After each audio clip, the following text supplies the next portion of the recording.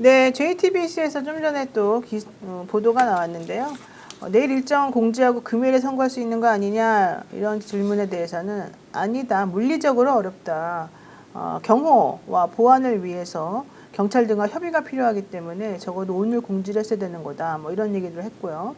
오늘 평의에서 판결이 안 이루어진 이유는 도대체 뭐냐 이렇게 물어보니까 철저한 보안이 유지되기 때문에 판결 여부는 확인이 되지 않지만 여러 가지 해석을 해볼 수가 있다. 우선 첫 번째, 전원 일치 결정을 위해서 의견 조율이 필요하다.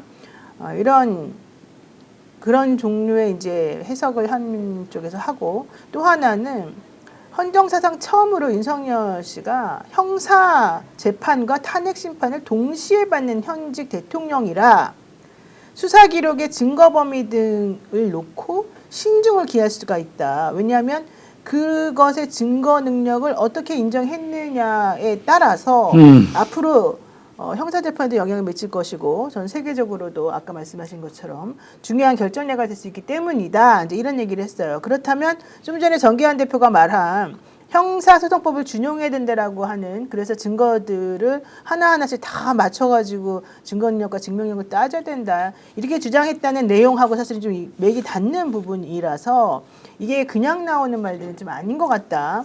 근데 이런 생각이 좀 드네요.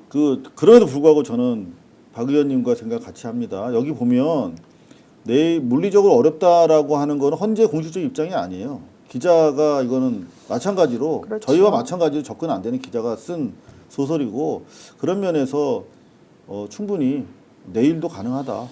조금 전에 노영희 변호사가 말씀하셨던 요런 내용은 공보관이 이야기를 했다는 겁니까? 이제 JTBC가 취재를 아니요. 했으면 누군가로부터 헌재 안에 있는 사람한테 들었던 거 아닙니까?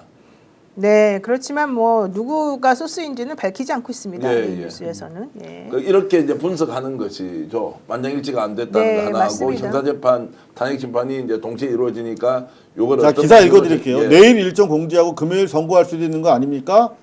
라고 물어본 건 앵커고 답한 거는 기자예요. 물리적으로 쉽지 않습니다라고 기자가 자기 얘기를 한 네. 거라니까요. 근데 그 기자가 네. 취재한 내용은 법조계 안팎에서 취재했다. 이제 이런 식으로 두리뭉실 나오고 있고요. 네. 서울경제도 사실은 같은 취지로 좀 뉴스가 좀 전에 나왔습니다. 재판관들이 평의에서 쟁점별 의견을 일치시켜야 되는데 그게 일치되지 않아가지고 예상보다 심리가 길어지고 있다고 법조계가 그렇게 보고 있다. 8명의 전원일치 의견을 도출하려고 노력하고 있는데 그게 쉬워 보이지는 않는다. 뭐 이제 이런 얘기들을 지금 하고 있습니다. 그리고 대통령 파면 이후에 또 한덕수 총리에 대한 탄핵 결정을 어떻게 할 것인지에 대해서도 아직 조율이 이루어지지 않았기 때문에 또 늦어지는 것 같다. 어쨌든 헌재로서는 혼란을 조장했다는 비판을 피할 수 없다. 이런 얘기를 좀 하고 있습니다. 다 같다예요. 지금 제가 하나 기사 띄워주시겠습니까? SBS 보도인데도 여기 이거는 저널리즘의 관점에서 봐도 비판받아야 될 보도예요. 지금 JTBC도 그냥 기자의 뇌피셜 가지고 보도하는 건데 말씀드리지만 기자 그 어린 기자들이고 저희 좀 늙긴 했지만 저희 아마 취재망이 더 넓을 거예요. 한번 띄워줘 보세요. 이게 뭐냐면 JTBC가 보도 기사를 뽑았는데 윤석열 탄핵 심판 결론 또 한 주 넘어갈 듯. 그리고 헌재 선고일 발표 못해라고 헌재 허테이션을 인용 보호를 해놨어. 이게 안 떠집니까?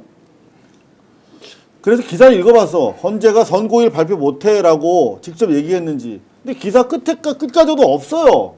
그냥 자기가 저렇게 그 뇌피셜로 기사를 추측성으로 써놓고 커뮤니케이션 안 되는 와중에 장사 되니까 데스크가 그냥 헌재가 선고일 발표 못한다라고 이렇게 얘기한 것처럼 SBS도 똑같다니까요. 지금 여러분들이 스픽스가 무슨 그 유튜브 방송이고 우리가 전문적이지 않은 사람들이 모여서 하는 것 같으니까 상당히 좀 신뢰성을 알로 보시는 경향이 있는데 인정합니다. 근데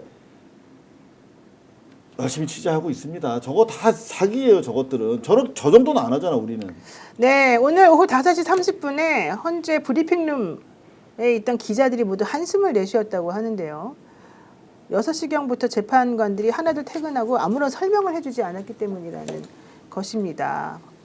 그래서 사실 기자들이 무엇을 물어도 대답이 없고 실제 어떤 분위기인지 알 수가 없어서 기자들이 너무너무 힘들어하고 있다. 먼저 이런 주장까지, 이런 기사까지 사실 지금 나오고 있습니다. 이게 솔직한 기사죠. 네. 최소한 그렇게 와서 죄송합니다. 오늘 결론을 못 내고 이렇게 가는데 정말로 심려를 끼쳐드려 죄송합니다. 시간을 좀 더 주십시오라고 하는 것은 비밀을 드러내는 것도 아니고 국민 앞에서 기자들을 통해서 예의를 갖춰서 이 상황이 왜 이렇게밖에 못 가는지를 양해 좀 구해야 되는 거 아닙니까? 그러니까요. 제가 계속 그 말씀 드리는데 300명 넘는 헌법재판소 직원들이 있는데 그렇게 브리핑이라도 하라고 헌법재판관들이 이야기를 좀 해야 될 거 아니에요. 아니 저는 잘 몰라서 하는데 사법부는 본래 재판 과정에 대해서 브리핑 안 하잖아요. 근데 이제 중요한 재판이 특히 이 국가의 안위와 관련해서 매우 중요한 사건이라고 한다면 원래 법원 공보관들이 또 있기 때문에 거기에 대해서 질문하고 어느 정도 알 권리를 충족시켜줘야 될 필요는 사실 있지 않습니까? 그래서 그동안에 여러 가지 나왔던 재판의 뭐 공개라던가 이런 상황에 대한 정상적인 상황 참작 같은 걸 위해서는 말을 좀 해주는 편이죠. 헌법재판소에도 공보관이 있지 않습니까? 공보관이 있죠. 있으면 언론에 어떤 상황을 내용을 이야기할 필요는 없죠. 그건 비밀주의에 의해서 당연히 그것은 공개할 수 없는 것인데 상황을 국민들이 좀 안심할 수 있도록 안심이라는 것은 단역이 인용이냐 기각이냐 이 문제가 아니라 정말로 기다리고 있는 기자들 국민을 대신해서 거기 가 있다면 미안하다는 말이라도 좀 양해를 구합니다라는 말이라도 하는 것이 기본 아니냐는 이야기죠. 네, 맞습니다. 자, 어쨌든 헌재가 지금 너무너무 우리를 불안하게 하고 있고 재판관들도 좀 힘든가 봅니다만은 이런 상황이 된다고 한다면 우리로서는 또 어떻게 말할 수가 없는데요.